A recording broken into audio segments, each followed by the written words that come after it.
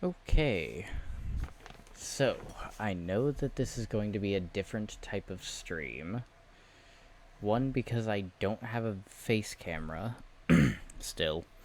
I may or may not have accidentally lost it. So I do not know where it is right now. However, I will be figuring that out here soon. Um, I would appreciate it if you guys just bear with me for probably a couple more days. I'm going to be looking for it again tomorrow, so we will see about that.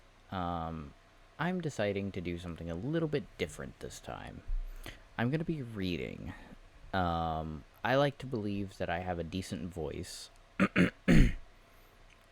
Uh, the book that I'm going to be reading is actually by a band that I listen to, if you could believe it. There's a band I listen to named Starset, and they have a couple books that are out. The Prox Transmissions is one, and I forget what the name of the other one is. However, it is a decent series from what I understand so far. I don't know if they're going to be doing more or if just these two are going to be the ones that come out. I do kind of need to remember if the Prox Transmissions is the first one. I am pretty sure that it is, because it was the second book that I got, and it was the first ones that. Sorry, I did not do the thorough research that I probably should have before authorizing myself to actually decide to read for once, because reading is not something that I do normally. So it's very difficult for me to remember.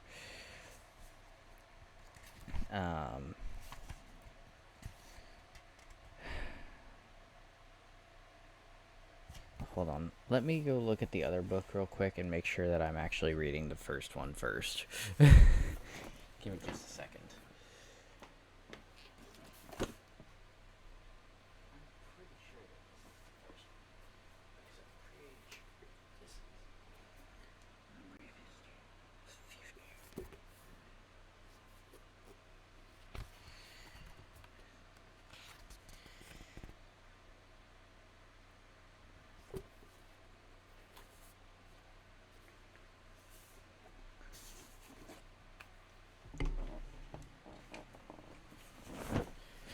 Okay, looks like I have to do some research real quick because they both came out in 2024, so I actually don't know which one came first. So I don't know which one to read first. Star Set books in order. Excuse me.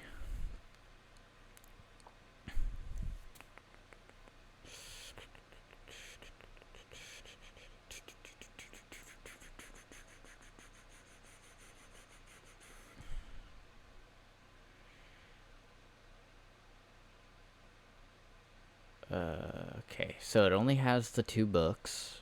The most.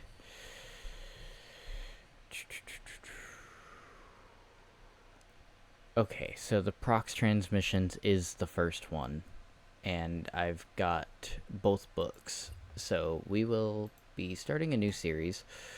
As I said, I don't know how it's going to go over because, like I said, I like to think I have a decent voice for reading. What the fuck do you want? You scared the shit out of me, you little fucker.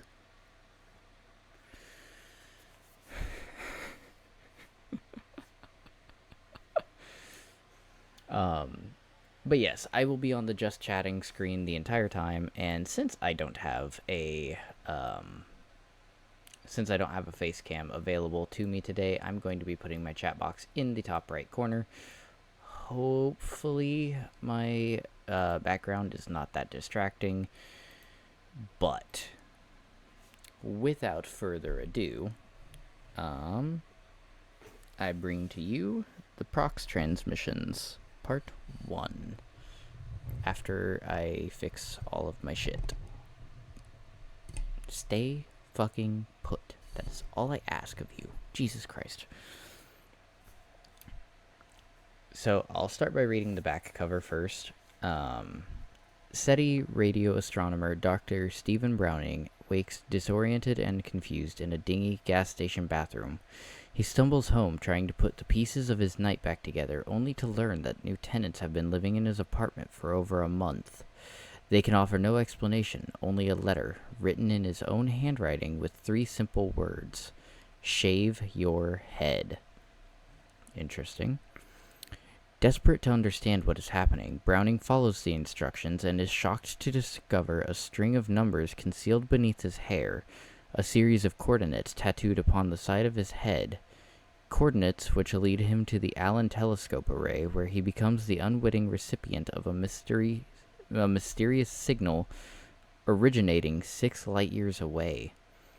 His world slowly unraveling, Browning sets out on an epic journey to decipher the meaning of the cryptic transmission, quickly finding that he is merely a helpless pawn in a much bigger game. He soon learns that the secret transmission holds not only a message from the far reaches of the galaxy, but a dire warning from the future.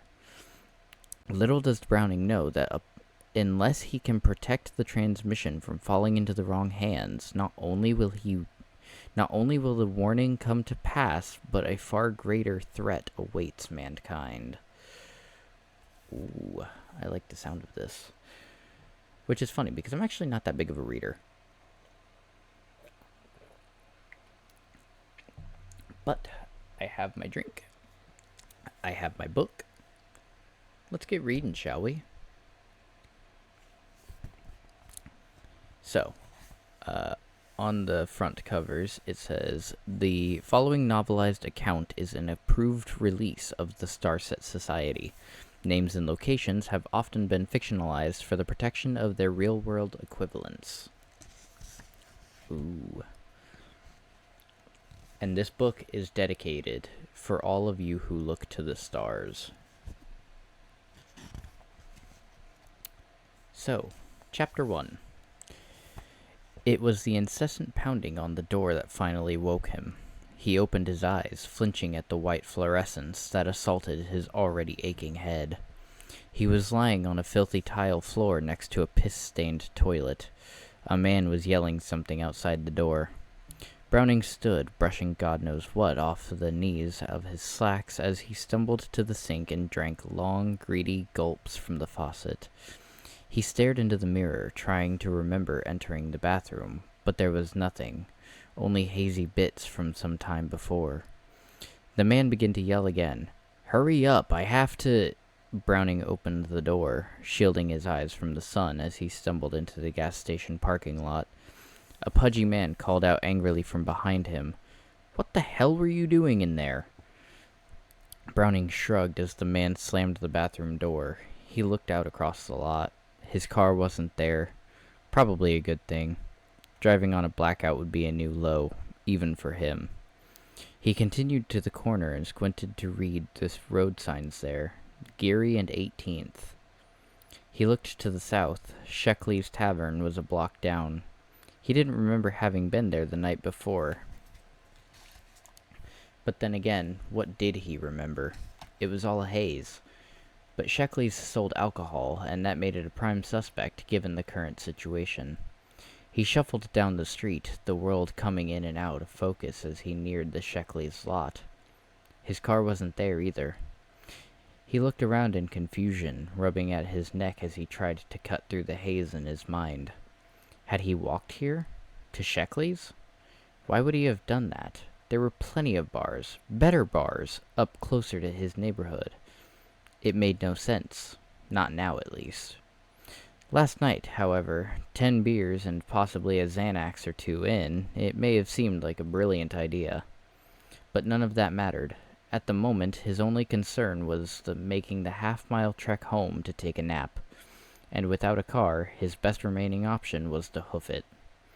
He turned to the east and headed up Geary Street, the rising sun burning into his bloodshot eyes as he walked. He scratched the side of his head as he tried to remember the previous evening, but it was all still a haze. In fact, he couldn't remember anything after the meeting he'd had with Phil Burritt yesterday morning. Unfortunately, that was one memory he wished he could forget. The waiting room outside Phil's office had been cold and clinical in a way it had never felt before. But that was to be expected. He was on the outside now. Various professors, all once his colleagues and equals, had paraded past him as he fetched their morning coffees in the nearby lounge. Each had the same reaction. They would see him, balk in surprise, and then try to cover it up by engaging in some banal conversation. He wished they would just say what was actually on their minds. Something like, "Oh, Jesus, Steve, I'm surprised you actually had the balls to show your face here after what you did." Or, "So where does a failed radio astronomer get work after ruining his career?" Anything but the pathetic looks of sympathy they went with. But then again, things only got worse when Phil finally called him into the office. "Jesus, man, you look like a corpse," Phil had said. "Thanks for the assessment," Browning replied. "Listen, Phil, I would like to apologize once again for the events that occurred earlier this semester. Things were running amok in my personal life, but that's all." "Events? That's quite the euphemism," Phil scoffed. "You showed up absolutely incapacitated to your afternoon lecture. Not once, but twice. On one of these occasions, you actually vomited in the classroom. Like I said, amok." Phil shook his head and sighed. If only that were the worst of it. You missed 5 lectures in 3 weeks. It was 5, it doesn't matter. The fact remains that you not only neglected to attend your post, but in the intervals when you actually did show up, your lectures were little more than rambling drivel. You once pontificated?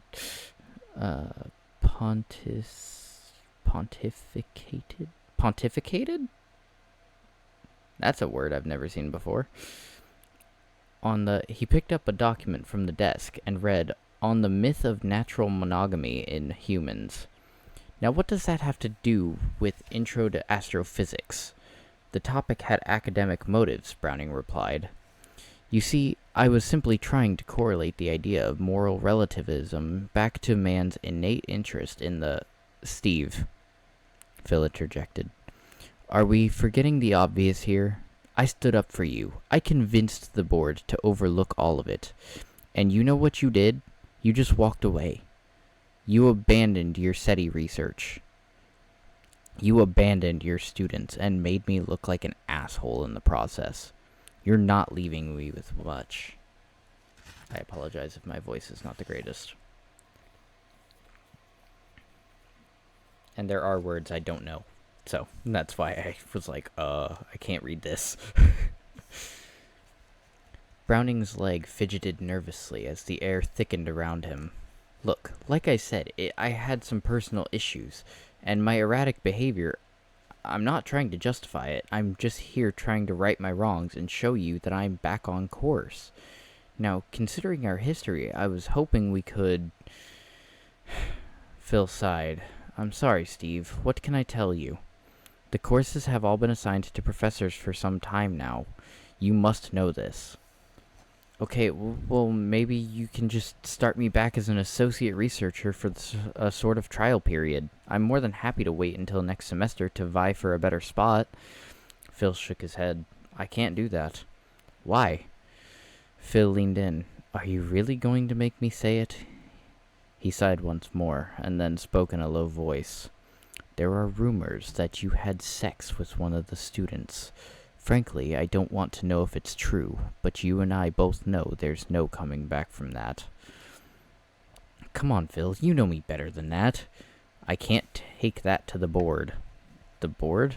Why don't you remind the board that they are still using my methods in a spectral analysis for quasars, or how they are touting my research in interferometry techniques?" "Yeah. For exoplanet classification." "No, I've got something better. Why don't you remind them that I was the one who put you in this... I'm trying, okay?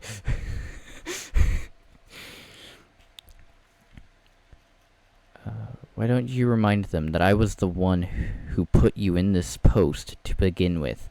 It was my reference that got you the job. Oh, God. Sorry. My book fell over and I accidentally did something on my keyboard. Hold on. I'm going to move the mic out of my face. I'm imagining my voice might be a little loud. Damn it.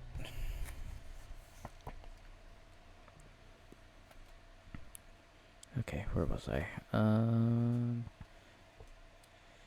It was my reference that got you the job, so don't act like I have no merit. Now I sit here, hat in hand, asking you to reconsider the situation. You know what happened to me. You understand what I went through when she left. Anyone who would have gone through a hard time. Anyone? That's weird. We all have breakups, Steve, Phil said. It wasn't a breakup, Browning said. It was a divorce. And you know there's a difference. It hit me hard. And yes, I sort of lost it there for a while. I know that I should have laid low and taken a sabbatical, but I didn't. I tried to work through it and ended up making some mistakes. But I want to make up for it.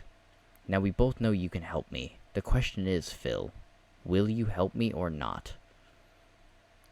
Phil took a pause and leaned in, his voice dropping nearly an octave. Look, this is what I can do for you. I'm going to try to keep your access to the telescope open for as long as I can. Go out there. Continue your research. It will be good for you. What about my job? Browning asked. Look, it's the best I can do. So you're saying no. What other choice do I have? Considering the circumstances, what would you do? With that, Phil had stood and shook his hand, sealing his fate. Although it was just a memory, it still stung. He tried to shake it off as he stopped to scrape some gum off the sole of his shoe. An ambulance passed, its blaring sirens smacking against his eardrums like the wings of a trapped moth. Best you can do, Phil? Access to the SETI telescope to do research without pay? But who was he kidding? The truth was, he couldn't blame Phil. The only person he could blame was himself. Browning crossed the street to his apartment, reaching for his keys as he climbed the stoop. Fuck. His keys weren't there. Had he left them at the bar the night before? What bar, though? Where the hell had he been?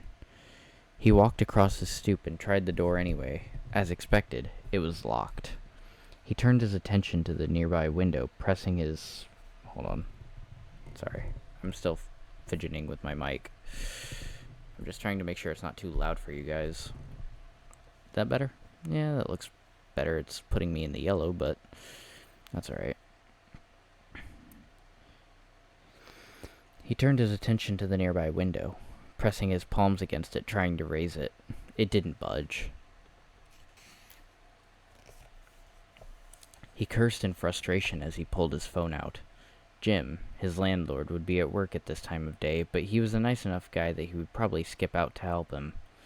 But before he could hit dial, he heard something. A noise. Coming from within his apartment. At first it was a light, and barely perceptible. But then more sounds followed. Someone was definitely inside his house. If it were any other day, he probably would have taken a more conservative approach, but given the side-splitting headache, he just wasn't in the mood. He pounded on the door. A moment later, the door opened. A muscle-bound man stood in the doorway. Yeah, what can I do for you? What can you do for me? Well, you can start by telling me what you're doing in my apartment. Your apartment? The man scoffed. Yeah, my apartment. Browning stared the man down as he tried to make some sense of what was going on. Weren't burglars supposed to run at this point? Listen, it's been a rough morning. I'm tired, and I'm not in the best of moods. But if you leave right now, I'll just let it slide. We can go our separate ways, and the man didn't bother to reply. He just looked him up and down. Judging by the stink and the wrinkled clothes, as far as he was concerned, Browning was just another crazy homeless man. And with that, he shut the door. But Browning wedged his foot in between it before it could close. The two men stared at each other, faces turning red, fingers balling into fists. Just then, a soft voice rang out. "Calm down, Brad." He turned to find a woman approaching, pushing a stroller with a bunch of shopping bags swaying off of the handle. She looked at Browning quizzically as she approached. "You're the guy from a month ago, from when we signed the lease." "What lease?" Browning asked. "I didn't sign any lease." "Yeah, you signed the lease over on December 1, she said. "Take a look for yourself."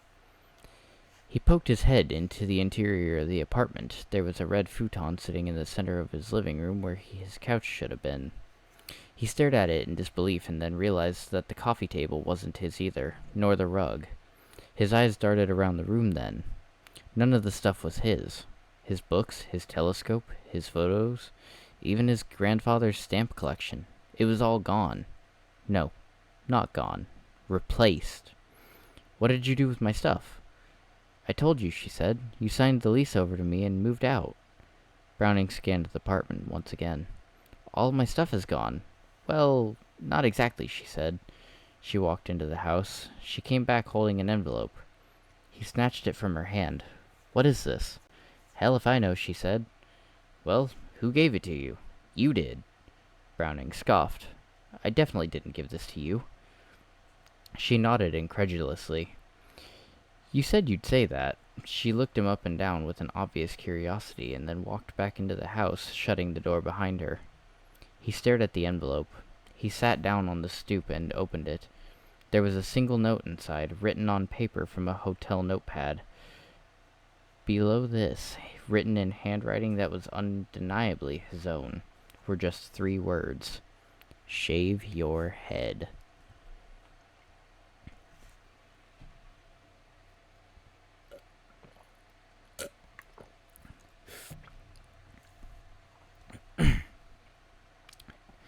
He stood in the same filthy washroom as before, locking his gaze on the note, wishing that he'd somehow misread its crystal clear writing.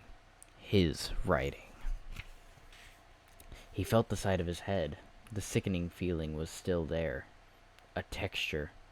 Tiny bumps sticking out like braille under his hair. It itched. He put the razor to his head, took a deep breath, and pulled down. He looked at the newly exposed skin. Something was there. Something blue. He ran the razor under the sink and repeated the process. Once, then twice. By the 4th pass, it lay exposed. He leaned into the mirror. Was it possible? He wet his fingers in the sink and rubbed his head. Possible indeed. It was a tattoo. He pulled back from the mirror, staring at the blue skin. It was a series of numbers. His fingers shot up to the spot. He craned his neck to inspect the... What the fuck? His fingers shot up to the spot. He craned his neck to inspect it as a swarm of questions began to fill his mind. In what universe had this happened? How on earth had it gotten there? Who had done it? Why didn't he remember? He kept telling himself that he was hallucinating, but there they were. 12 numbers, spaced perfectly into 2 rows.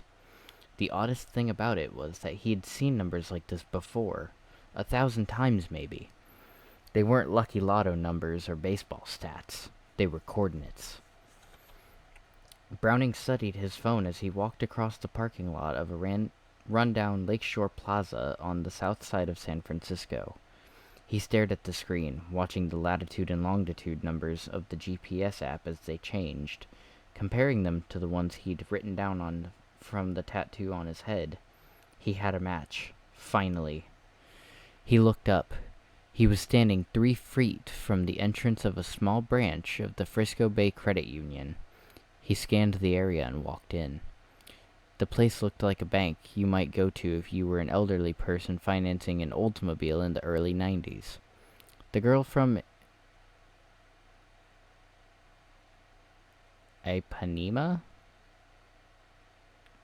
That's what I'm going to go with. Ipanema was playing over the speakers at a bizarrely loud level, possibly to ensure the entertainment of the 3 or 4 ancient people waiting in line for the teller. He stepped inside. On any other day, he might be worried about the 4-inch bald spot sprawling out across the side of his head, but not today. No. Today, he was wondering why the fuck he had the coordinates of a plaza bank tattooed on him. Furthermore, he was wondering why his phone kept insisting that it was New Year's Eve when the last memory he had was the meeting with Phil, which had been on November 21st. He shuffled across the floor, looking for some clue as to what the hell he was supposed to do next. The tattoo had failed to mention that part. It had only dumped him off here, leaving him to figure out the rest for himself. Just then, one of the tellers, a heavy-set lady with tightly curled hair and caked-on makeup, looked up at him and let out an excited gasp. "Oh, Mr. B," she said, abandoning the old man she was helping to walk out into the lobby. Browning froze in confusion as she bumbled over in a flowery dress. She was wearing an inane amount of perfume, and his nostrils were filled with the smell of a cheap jewelry store before she even reached him. "I've been waiting for you," she said, with a flirtatious flip of the head as she plodded up to him. Browning forced a smile as he turned his head to hide the tattoo. He didn't want to talk about it with this lady. "Happy New Year," he said, the words feeling insane as they came off his lips. He hadn't even seen Thanksgiving, for Christ's sake.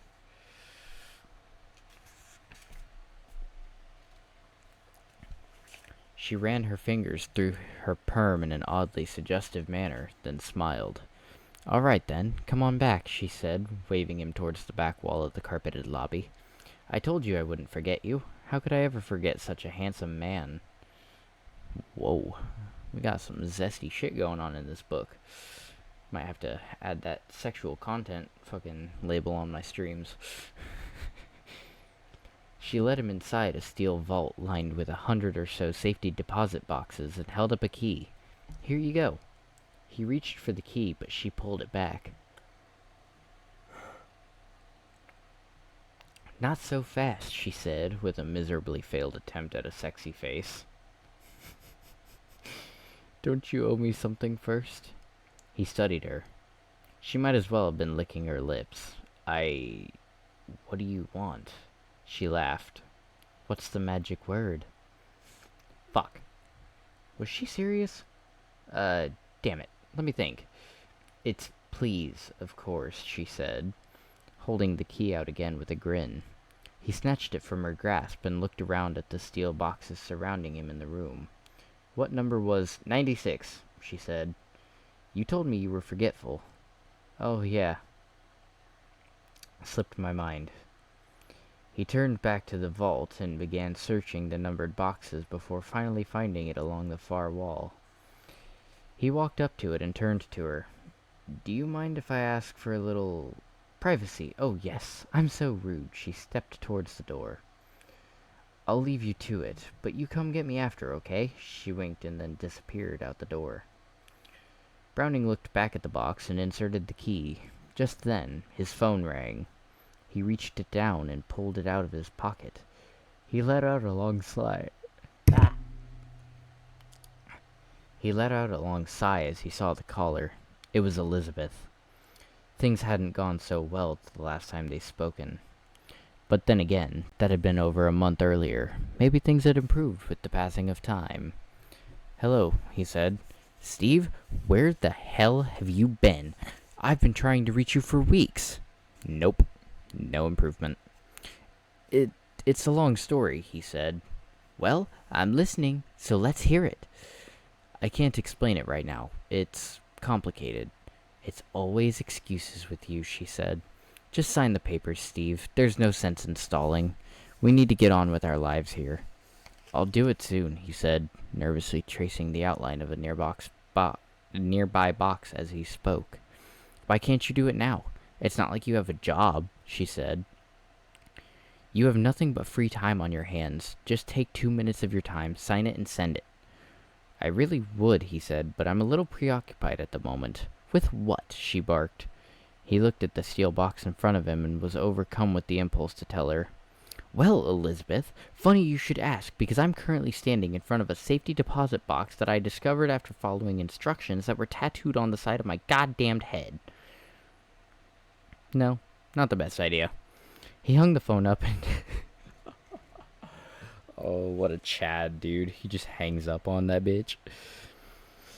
He hung the phone up and turned back to the box. He grabbed it and slid out of the hall before...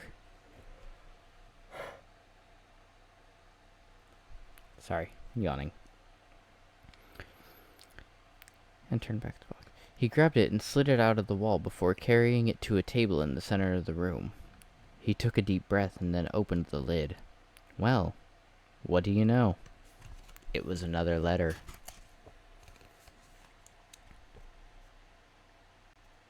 Max Planck Strasse 28D-53902 Bad Münstereffel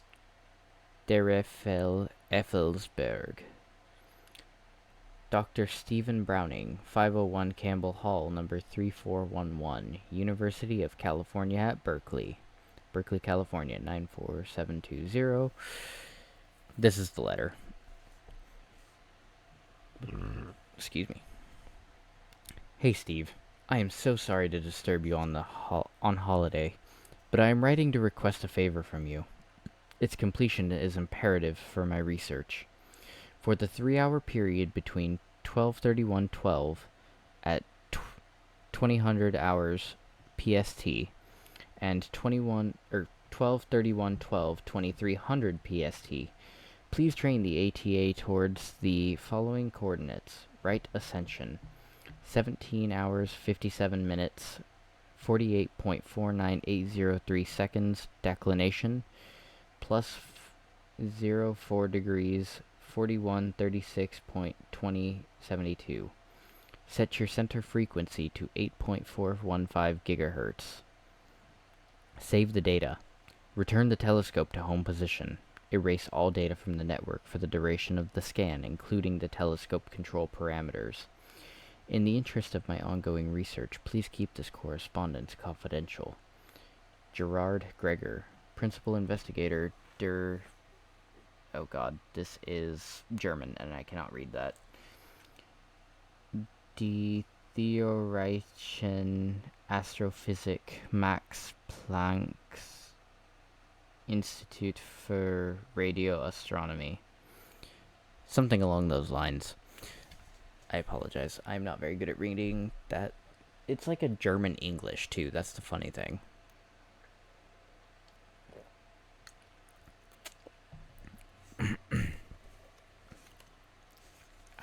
That is the end of the first chapter. Holy shit. This is the most I've read in years. Chapter 2. Gregor, hey man, it's my fourth time trying to reach you. I got your letter. I've got to say, I'm kind of freaking out right now.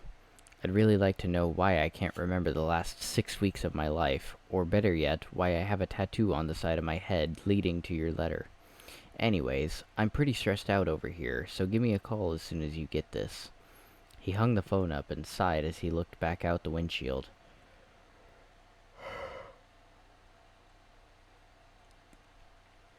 He had just passed Red Bluff. If he had kept this pace up, he would be at the telescope in less than an hour. It was time to find out what this scan was all about. Ooh, we getting some detail. Bruh. They literally dedicated one whole page to a singular chapter. That one paragraph I just read was one chapter. Because now we're on chapter 3. But, let's continue. A cold wind whipped against Browning's jacket as he stepped out of his car into the empty car lot of the Allen Telescope Array. He scanned the perimeter. The place was deserted. No surprise there. It was New Year's Eve, and the rest of the world was far away celebrating. But that was good. He had to be alone if he was going to go through with this. As he walked to the entrance of the telescope control building, he grew increasingly worried that his door code might not work. After all, Phil had a certain penchant for... I don't know if it's supposed to be penchant or if it's supposed to be like penchant. Something like that. For saying one thing and doing another. But that concern quickly evaporated as the system unlocked with a welcoming beep. He entered and quickly made his way to the control room at the end of the hall. Once inside, he flicked the system on and pulled out the whiskey bottle from his bag, pouring himself a drink into a nearby coffee mug and falling into a chair in front of the control desk of the far wall. When the system finally beeped to signify its readiness, he clicked on the tele-array control software on the computer's desktop. Another flood of beeps went out as a series of diagnostics flashed across the computer screen. ATA dishes 1 through 42 online. Telescope controller calibration in process completed. Down converter online. A to D converters online. At this point, the system prompted for the parameters of the scan, specifically the frequency and location that the telescope was to focus upon. He removed the letter from his bag and carefully referenced it, entering the numbers verbatim. Right assumption 1757 48.49803. Declination plus 4 degrees 41 32 36. 0.2072. Center frequency 8.415. Bandwidth 100 million. I think. I don't know how to read these fucking numbers.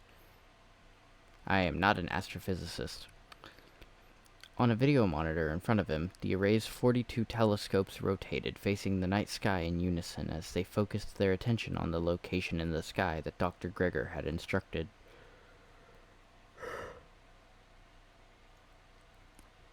A pinpoint of space somewhere on the Ophiuchus?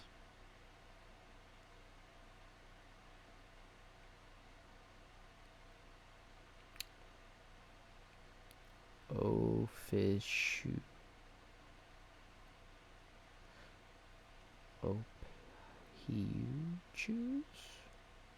I don't fucking know how to say this. It's a constellation.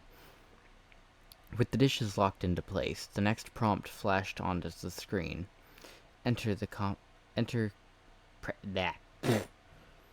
Press enter to commence scan. He did as instructed and then waited for the data to be displayed. Typically, data from an astronomic scan such as this appeared to be more or less random, just like a series of jagged scribbles with no apparent pattern.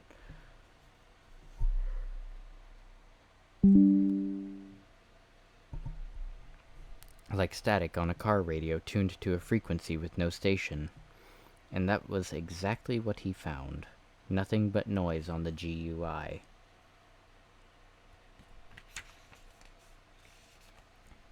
But just then, a message flashed on the screen. Nearby signal detected. Press enter to auto-acquire. He hit enter. The array began to move in the video feed, and soon after, a text box appeared on the screen. Auto-acquisition of signal completed. New parameters are as follows. Right ascension 1710.0000. Declination plus 12 degrees 040000. Center frequency 84000000. T equals 10 seconds. Use longer correlation time for greater accuracy. He looked at the GUI. It was no longer random. Instead, there was a clear spike coming up from the noise at exactly 8.4 gigahertz. This wasn't random astronomical data. This was an actual signal. Surprised, he slid his chair over to the US frequency allocation chart hanging on the wall, referred to Appendix A. I don't know if that's an actual thing or not, but whatever. And scrolled his finger down to the frequency range, 8.4 gigahertz to 8.45 gigahertz. Space research, deep space, space to Earth. I don't know.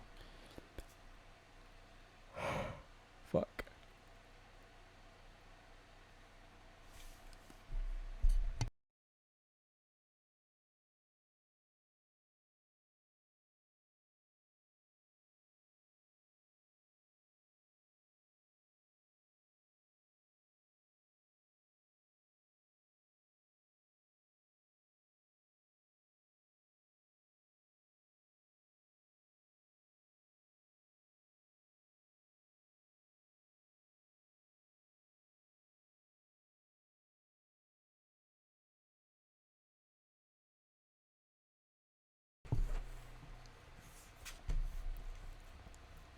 Sliding back to his computer, he did a quick internet search for space to Earth 8.4 gigahertz. Dozens of links returned, each suggesting that this frequency had been allocated to the downlink communications channel for NASA's Deep Space Network. Apparently, the signal was coming from a NASA spacecraft, but which one? He pulled up the internet browser again, this time typing the entry spacecraft fucking constellation 8.4 gigahertz. The first result, a Wikipedia page, provided the answer. He clicked on the link and read the entry. Voyager 1 is a space probe launched by NASA on September 5th, 1977. Part of the Voyager program to study the outer solar system, Voyager 1 launched 16 days after its twin, Voyager 2. Having operated for 38 years, 2 months, and 28 days, the spacecraft still communicates with the Deep Space Network to receive routine commands and return data. Under the entry entitled Communications System, he found the information that removed all doubt. Voyager 1 normally transmits data to Earth over Deep Space Network Channel 18 using a frequency of either 2.3 GHz or 8.4 GHz. What the fuck? Voyager? What the hell did a signal from a spacecraft from the 70s have to do with this? He looked back at the wiki page. There was another line that caught his eye. On August 25th, 2012, Voyager 1 crossed the heliopause to become the first spacecraft to enter interstellar space and study the interstellar medium. Ooh, spooky. He rubbed his neck. Maybe it had something to do with that? Maybe Gregor was studying the heliopause and was analyzing Voyager's subsystem data? But why hadn't he gotten it himself? Furthermore, why hadn't Gregor just said, "Hey Browning, I think there might be something cool coming from Voyager on New Year's Eve. You might want to check it out." Why instead had the request been in a fucking safe? 9 o'clock struck. It was midnight on the East Coast. His skin crawled as he imagined Elizabeth and her new boyfriend kissing passionately as the ball dropped on a TV somewhere behind them. Just focus on the now, he thought, recalling one of the pseudo-psychology self-help books he had recently read. Then again, the now sort of fucking sucked. Just then, the same message flashed across the screen as before. Nearby signal detected. Press enter to auto-acquire. In his 6 years of doing scans for SETI, that's what I've been enunciating as SETI, he had never seen this message before. And now he was seeing it twice in a single night. Strange. He hit enter. The array began to move in the video feed, and once again a text box appeared on the screen. Right ascension 175800. Declination +4 degrees 4100. Center frequency 8.415000000. T minus 10 seconds. Use longer correlation time for greater accuracy. A new spike then appeared on the GUI in the control monitor. It was weaker than the first, but had a frequency of 8.415 gigahertz, the precise frequency that Dr. Gregor had originally indicated in the letter. This wasn't coming from the Voyager. It was coming from somewhere else. He watched the parameters in disbelief as the system tracked the signal's origin. The source was stationary, but that was odd. At that inclination, the position of any satellite would appear to be moving across the sky as it orbited the Earth. Furthermore, a spacecraft could appear stationary, but only if it were far away. Very far away. Yet, other than the Voyager, he couldn't think of anything that far out. He pulled up the internet browser and did an extensive search for anything out in the constellation. Okay, you know what? This word keeps popping up. I'm gonna fucking find out how to fucking pronounce it. Give me just a second.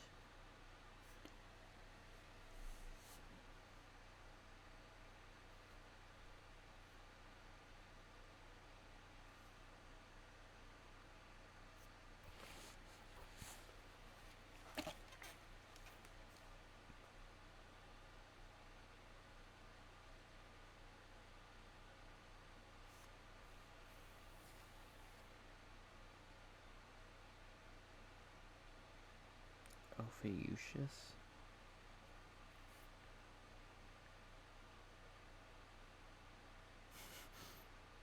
Ophiuchus. Okay. So, according to Google, the pronunciation is Ophiuchus. Okay, now that I know how to pronounce it, I can actually read it correctly. Ophiuchus. What the actual shit? My headphones changed color. What?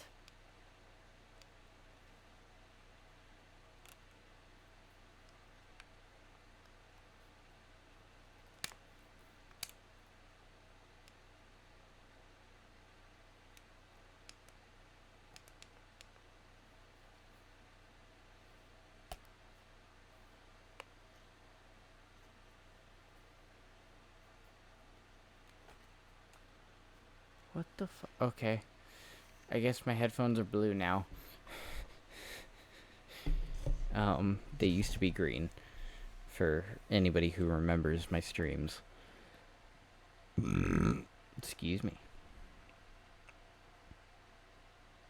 Where the fuck was I? Oh yeah.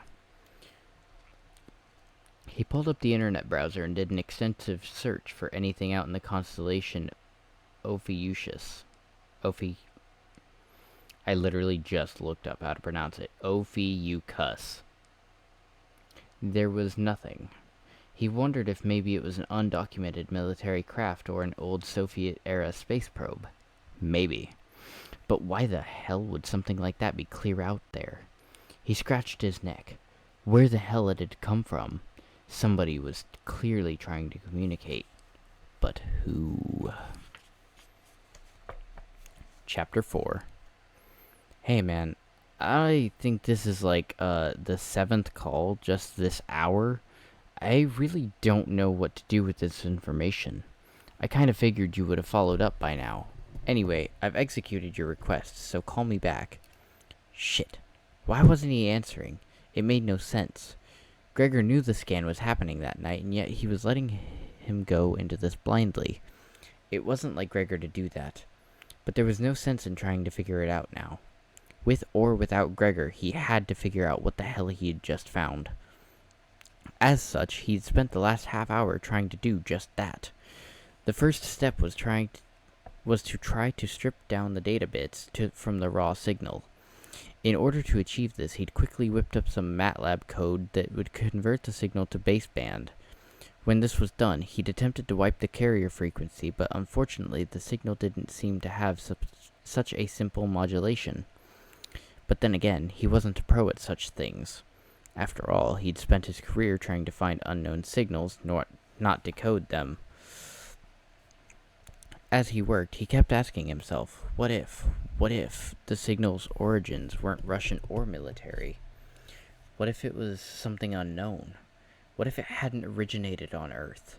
What if it was a 1 in a billion signal that he and his colleagues had been looking for all these years? Phil would have to beg him back. Phil would have to beg to have him back then, wouldn't he? And Browning would simply tell him to fuck off. After all, every university from here to Harvard would want him. He perked up. Had that been Dr. Gregor's intent? Was it possible that Gregor knew how bad he'd fucked up his life and decided to give him the letter, the signal, in some sort of philanthropic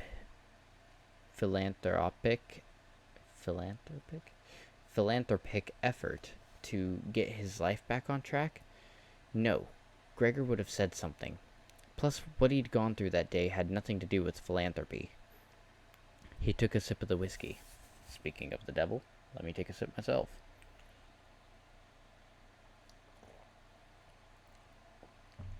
That's some good shit. He was putting the cart in front of the horse. Before considering anything else, he needed to figure out the contents of the signal that was going to require outside help. But from whom? He couldn't go out to his old colleagues at SATI. If the signal ended up being from some well-known spacecraft or celestial anomaly, he'd end up in more of a laughingstock than he already was. And furthermore, if it was, dare he say, extraterrestrial, well, Paul and the rest of SETI might just steal it and take credit. There would be nothing he could do then. No one would believe him over them. Not after what happened. Unfortunately, he didn't have time to sit and ruminate over his options. If the signal began to transmit again, someone else was going to find it eventually. He couldn't let that happen. He rubbed his forehead, racking his brain.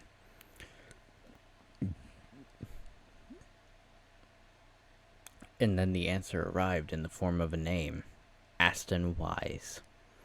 Dr. Wise was a research engineer out of Sunnyvale who donated millions to the Institute each year. Before he lost his job, Browning had been assigned as the official liaison to Wise, which was a task that basically entailed doing whatever it took to keep Wise's money flowing into the SETI coffers.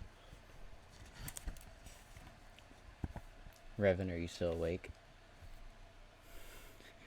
Or did I put you to sleep? God, this is fucking weird. I don't read to people, let alone reading myself, honestly. This is the first time I've ever read this book, so I'm literally experiencing it for the first time like you guys are. But if you guys do like the reading series, then I might do a bit more of them. Sorry, just had to get that out there. This unfortunately meant that he had spent a great deal of time with Wise both at official events like fundraisers and parties, but also off the books whenever Wise felt like torturing him. Simply put, Wise was a drunken asshole. He made a hobby out of finding and endlessly pressing people's buttons. And as far as buttons went, he seemed to especially love Browning's. In fact, Browning couldn't think of a single time when Aston hadn't embarrassed him in public. I swear to God. Aston hadn't embarrassed him publicly in some way. But he was also a genius. Possibly the smartest man Browning had ever met. 10 times more intelligent than Phil or any of the others at SETI. If anyone could figure out the signal, it would be him. Most importantly, underneath the asshole exterior, Aston Wise seemed to be a good man. Well, better of the any other options at least. Chapter 5. I'm going to assume Revan's asleep now. Browning drove across a wooded path of the Sunnyvale Industrial Park, winding his way down the utility road as he headed towards Wise Engineering. He picked up his phone and dialed Aston. There was no answer.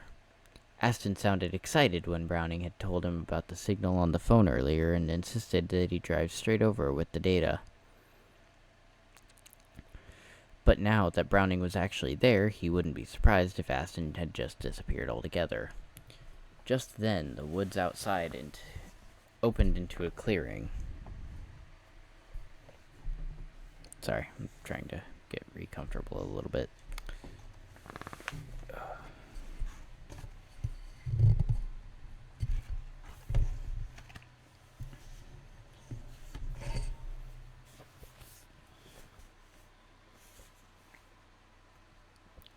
The angular black building of Wise Engineering stood there in its center, rising up like some clandestine military vessel surfacing outside of the green grass. The place looked more like modern art than an engineering firm. As he neared, Browning could see that the inside was filled with people, hence the reason Aston hadn't answered. The guy was throwing a damn New Year's party. Browning's heartbeat intensified then. Phil might be inside. After all, he and Aston were friends. A jolt of fear shot through him. What if it had all been a setup? What if Aston had planned all of this for him to be the butt of an elaborate joke? No, that was irrational. And Aston was a genius, but he certainly wouldn't clear someone's mind of a month of memories. As a matter of fact, Browning couldn't think of someone on this planet who could.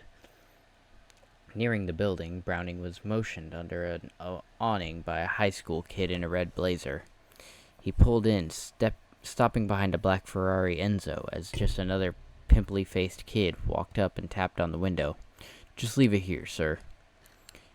Browning looked at the small pile of fast food wrappers littering his car floor and gave the kid a repentant sort of shrug as he stepped out and handed him the keys.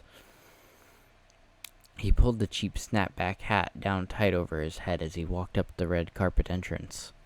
Two bellhops leaned in and opened the glass front doors as he approached, allowing the overwhelming lights and sound of the party to spill out to him. He entered. The place was packed with at least 200 people, more people than he had seen in months. Flashing bright lights drilled into his eyes as the loud bass shook his chest as throngs of partygoers danced in the room, bouncing into him. Two DJs dressed as robots stood on a large LED-lined stage at the far end of the foyer, sending powerful EDM music thundering from the speakers, which seemed to be lining the entirety of the room. There was neon and skin everywhere, and the eclectic crowd, half-naked girls, in anime costumes walked in on stilts, pouring shots into the eager mouths of men dressed in suits. High-fashion women danced along the party girls in homemade sci-fi outfits. The foyer looked like a mix between a Comic-Con and a Vegas club, except with the plot twist of having Aston's extensive collection of historically significant scientific items on display throughout the room. He had never been to a party like this, but he knew what it was. A rave. It was definitely a party where everything goes, yet somehow he still felt out of place in his cheap gas station hat and jeans as he navigated the way through.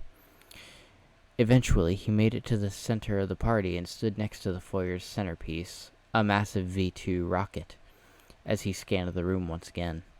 To his left, a reception desk had been turned into a makeshift bar. A crowd had formed around it and appeared to be gawking at something nearby. He pushed his way over and got in line behind a girl in her early 20s who was wearing nothing but a tiny lime green bathing suit.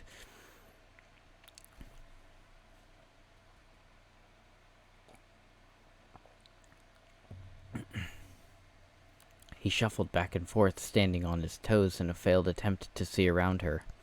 When a spot eventually did open, he snuck into it and quickly realized what the fuss was about. There was a robot making drinks behind the bar. Browning watched the tiny actuators of its hands worked as it muddled as the contents of an old-fashioned. When it looked up with its tablet head, Browning could see that its face was nothing more than a picture of Aston with a crudely animated mouth. "Bourbon, sir?" it asked of a man in a tailored suit with a voice that was clearly modeled after Aston's. The man nodded with an annoyed face, making it obvious that he would be happier with a human servant than with the miracle of technology happening in front of him. "Bourbon it is," the robot said. Wearing to face the liquor bottles on the side of the bar with an electric hum. When it located the appropriate bottle, it snatched it in a series of actuator motions and then rotated back, swiftly pouring the liquor into the drink. The man stared at the concoction with subtle disappointment for a moment and then disappeared into the crowd. Browning slid over to the center of the bar. The robot made a jerking motion as it returned to its center position and began scanning the crowd with its camera eyes. When it came upon Browning, it froze. "Hello, Steve," the robot said in a soft voice that sounded like a crude emulation of the voice of Hall from 2001, A Space Odyssey. "What would you like to drink, Steve?" I don't know why it's just like saying Steve instead of Mr. or Dr. Browning, you know?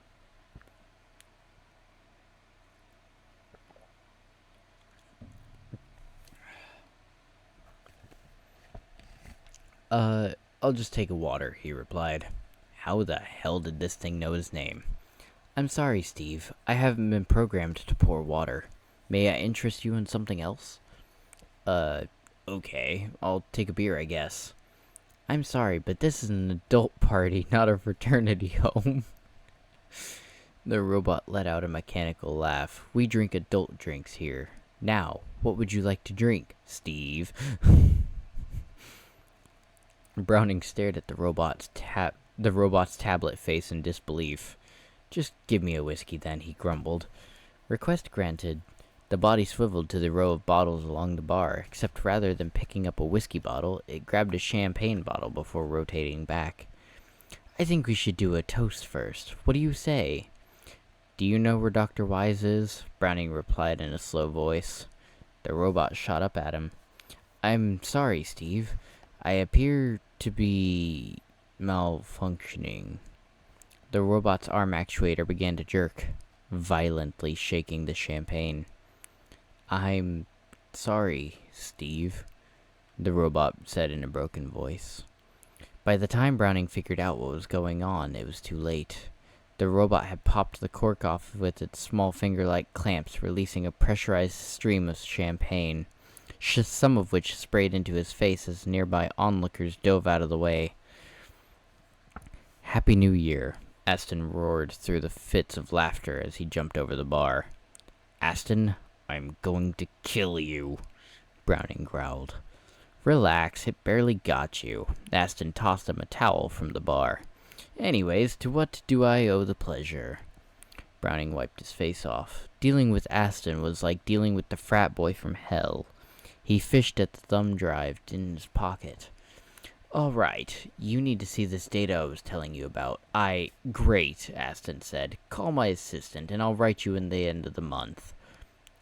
"A month from now? Why the hell did you tell me to come over here if you can't help me?"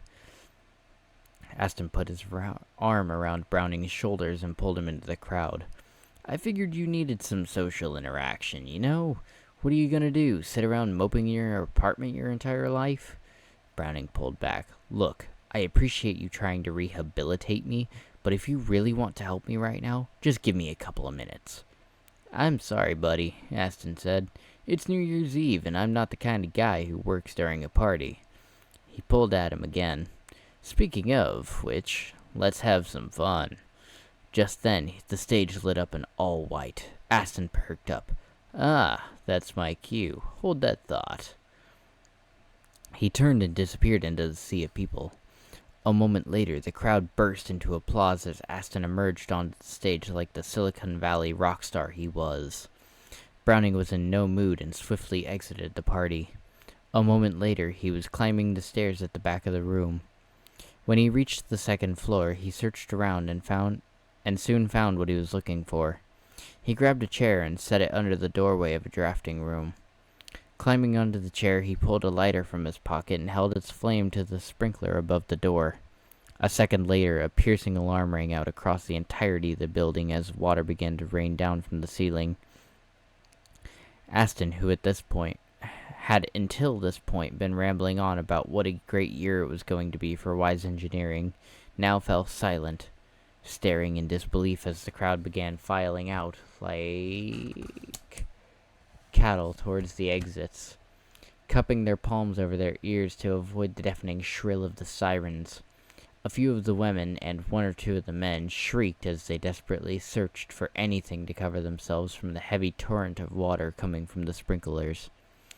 The crowd continued to push their way out of the building until only Aston was left, standing on stage, drenched, shoes half sunken in puddles of water, looking out into the soaking foyer.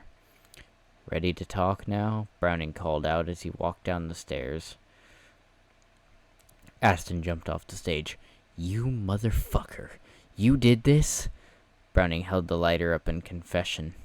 "You really are insane," Aston said. Then he continued past him to a red control box behind the reception desk. He inserted a small key, and the water, lights, and sirens all stopped at once. Then took slow, ominous steps towards Browning until they were face to face. "You crazy bastard," he paused. And then, with a curl of a grin, "All right, you got my attention."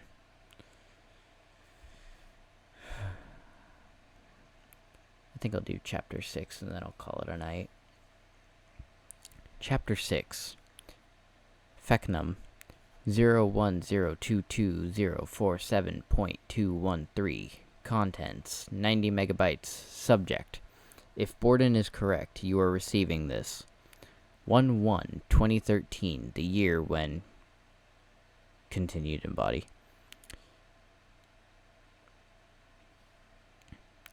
Okay, I guess... What? Hold up. I'm gonna look at this real quick. Okay, it does look like it actually does. And this is a very short chapter, too. "Safe to say it's not aliens," Aston said, slapping impulsively at a puddle that he'd formed in the center of the bar. "Damn, you really fucked up this place good." Browning looked at the napkin in front of him, reading its block handwritten message as its corner soaked up the water from the wet bar. "Why is it so short?" he asked. "Hey, some guys get a raw deal, you know." Browning stared at him. "Jesus, lighten up," Aston said. "It's the header. Sort of like the subject line of an email. It came down as a string of unencoded bits in ASC2 format. Well, where's the rest of it?" Unfortunately, the rest is encrypted," Aston replied. "You're gonna need the key to see it." "The key? What's that?" "An encryption key is a type of password where the characters of the password are used to unscramble the message. So you need the key in order to unscramble it." Browning's eyes widened as he looked at the napkin. "Simple. I bet it's 01022.0473 or 47.213. Aston interjected as he poured himself a Scotch neat. "Yeah. First thing I tried. I'm not an idiot." "Damn it. Well, where am I going to find this key?" Aston pointed to the letter. "What about your German friend?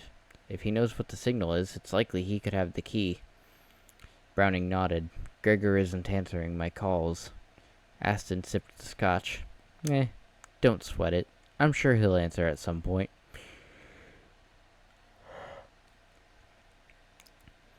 "Now come on, I've got the Enzo out front. Let's do something." "Are you kidding me? Do you see what's in front of you?" "Yeah, what of it?" "What of it?" Browning asked. "Let's restrain the urge to bullshit one another. You and I both know that this could be a massive discovery." "Or maybe not," Aston replied. "What if it's just some cute test message being sent by a satellite to ring in the new year?" Browning rubbed his chin. "This came from at least the edge of the solar system. There are no satellites way out there." "Maybe it didn't come from way out there. Maybe the telescope needed calibration. This could all be from a TV satellite and out in LEO. Browning's hand moved from his chin to the back of his neck. He hadn't considered that. Aston filled his glass. "Listen, I know you're on a little Don Quixote? Quixote? Don Quixote? I'm gonna say it like Quixote. Quest for glory, and you're hoping this is your ticket to getting back in good graces of the industry. But I'll be honest, if the stories I've heard are true, it's gonna take a hell of a lot more than an alien signal to fix your past." Browning shook his head. "It's more than that." "I'm sure it is," Aston said. "And don't worry, we'll figure it out. In fact, I say we go to Germany and do a little 007 work." but you need to relax and have some fun too. Now, I don't have the opportunity to relax. Let me guess, Aston said. You were worried that someone else might find this and steal your thunder. Well, even if someone else finds this, they are going to need the same encryption key that you do. And no one is going to figure that out quicker than me. That's a guarantee. So again, relax. You're fine. Browning reached up and took the hat off his head, exposing the bald spot in the cryptic blue tattoo. Like I said, I don't have the opportunity to relax. Aston's eyes widened. He tossed back the rest of the scotch and stood. Come on, let's go. I told you I'm not going anywhere until we figure this out. Not even to Germany to ask Dr. Greger in person? Browning looked at him inquisitively. What do you mean? Aston spoke to him as if he were a toddler. I mean, let's go to the airport and fly to Germany. How? I can have a jet ready in less than half an hour. But if you don't want to... Browning's eyes lit up. By the way, I was messing with you. Testing your resolve, I guess. He pointed at the napkin. I don't know where this thing came from, but it's definitely not Earth. Browning's face contorted. Where did it come from, then? I don't know, Aston said. But I don't think the greatest question is where. But when? He pointed to the napkin. Look at the first number on the header. That's not a key. That's a date. 0102247. January 2nd, 2047. This message came from the future. Oh, okay, hold on. Okay, it's another short chapter, so I'll go ahead and read chapter 7 as well. Hold on.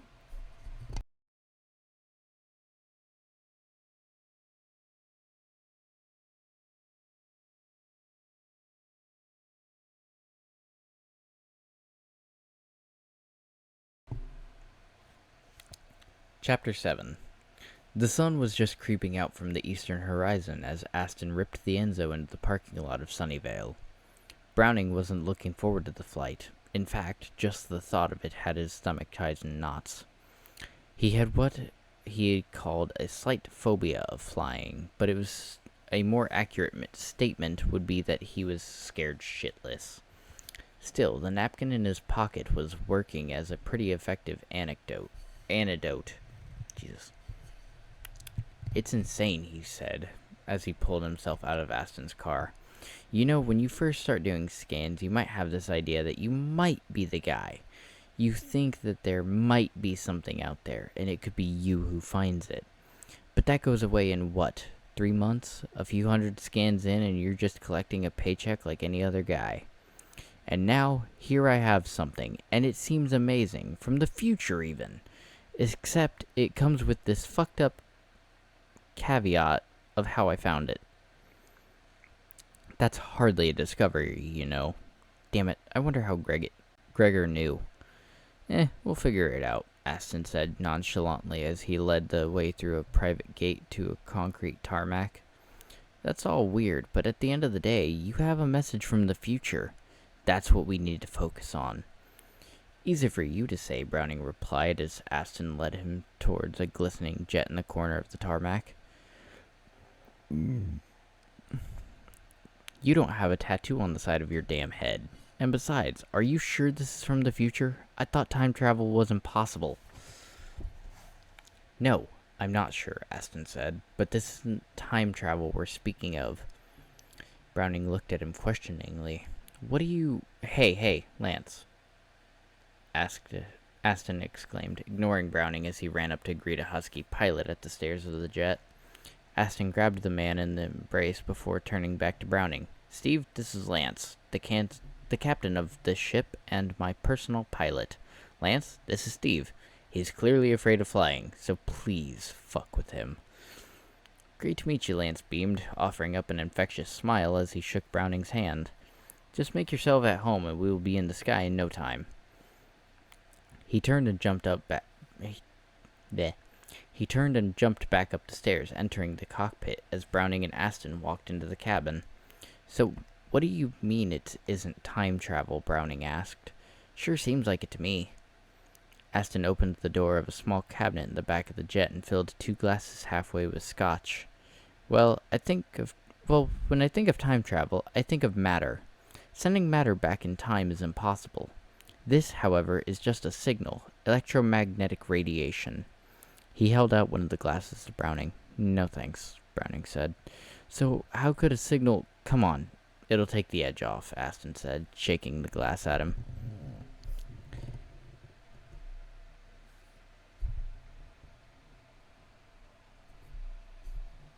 Sorry.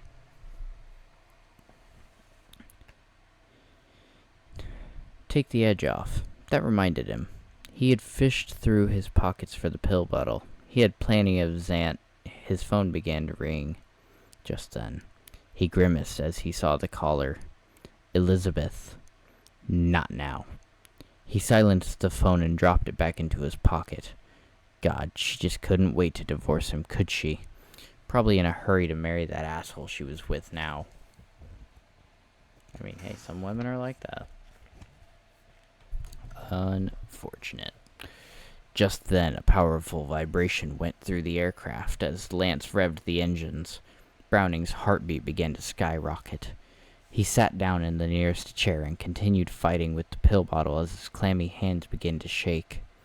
Finally succeeding, he dry swallowed the two of the Xanax and leaned back into the chair, trying and failing to find some sort of Xenic place in his mind. The phone began to vibrate with the receipt of a new voicemail. Elizabeth's voice began to call out in his mind. It is a brand new year, Steve. It is time to give it all up and sign them so we can move on with our lives. Just sign the papers and let's get on with our lives. You've been avoiding this long enough. The aircraft began to taxi across the tarmac. The sounds of the engines pierced his now hypersensitive ears, each new frequency being indicative of some loose or broken part of the aircraft. Then the jet came to a stop. He looked out the window and saw that they were stopped at the end of a runway. Browning winced as something was thrust over his shoulder. He turned and saw Aston's hand shaking the scotch. Drink it. Browning shook his head, but took the drink anyways. Elizabeth's voice came over his head again. You're not going to win me back, Steve. I'm going to have to take this to court if you won't sign the papers. God, not gonna lie, Elizabeth sounds like a bitch. But then again, God knows what caused their divorce in the first place. The jet was eerily silent then. Death felt almost imminent. Lance called out from the cockpit. This is NAW-07 requesting clearance for takeoff. Browning's heart was in his chest. Aston sat down next to him and slapped his knee. Alright, so I'm thinking of the physics might have something to do with it's a brand new year, Steve. Clear for takeoff. The prelude to terror. Wormholes. Coupled black holes. It's a brand new. So it sounds like these were just several thoughts going in his mind at once. Browning's mind cleared of all but terror as the jet engines screamed, sending a wave of acceleration throughout the aircraft. Any self-dignity disappeared as he gripped the armrests and sat up rigidly in his seat. He watched out the window as the various runway markings flew by faster and faster until the jet reached what he considered unsurvivable speeds. This was the death zone.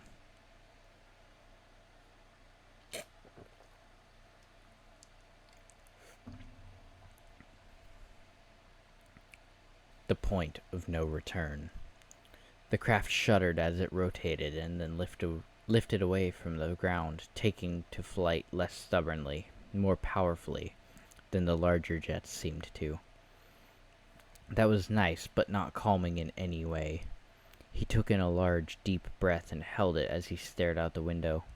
As with every other flight since he was a child, he was going to hold his breath until they reached a safe altitude. It was a ridiculously superstitious habit, and any self-respecting scientist would have dropped such an embarrassing quirk long ago. He couldn't bring himself to give it up. The airport and the city were soon far below. At some point, he arbitrarily decided they reached a safe height, maybe 5,000 feet. I'd exhaled deeply before sinking into his chair. Aston looked over to him. Wow, you really have a penchant for melodramatics, don't you? The great Stephen Browning, man of inquiry and inquest, is just a big-ass pussy, he laughed. Browning ignored him. He was too flustered to speak. Relax, man, Aston said, punching him on the shoulder. It's not every day you get to get a message from the future. Who knows? You might end up putting the wow signal to shame. He shrugged. Besides, what's the worst that could happen?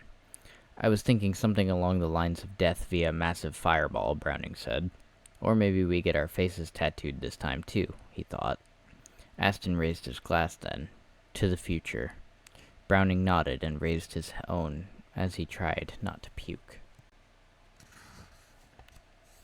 Alrighty.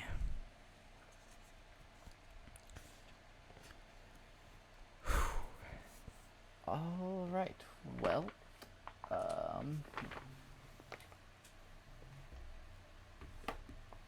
that was the first 7 chapters of the Prox Transmissions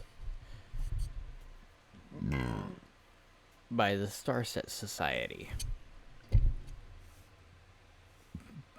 As always, I hope you guys enjoyed. Once again, I am desperately trying to find my face cam, so please don't judge me too harshly for it only being this picture.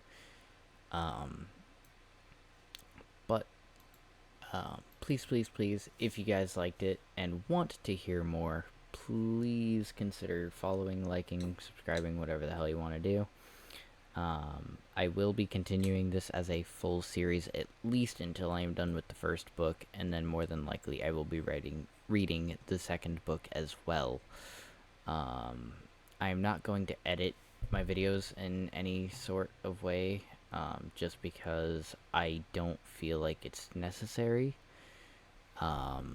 I may tone down the audio a little bit, or I might skip the quiet bits where I go quiet for like a couple seconds just to get a drink or yawn or, something like that. But no, for real, I hope you guys enjoyed. If you guys did, feel free to, let me know that I did a good job, or at least that you guys want to hear more.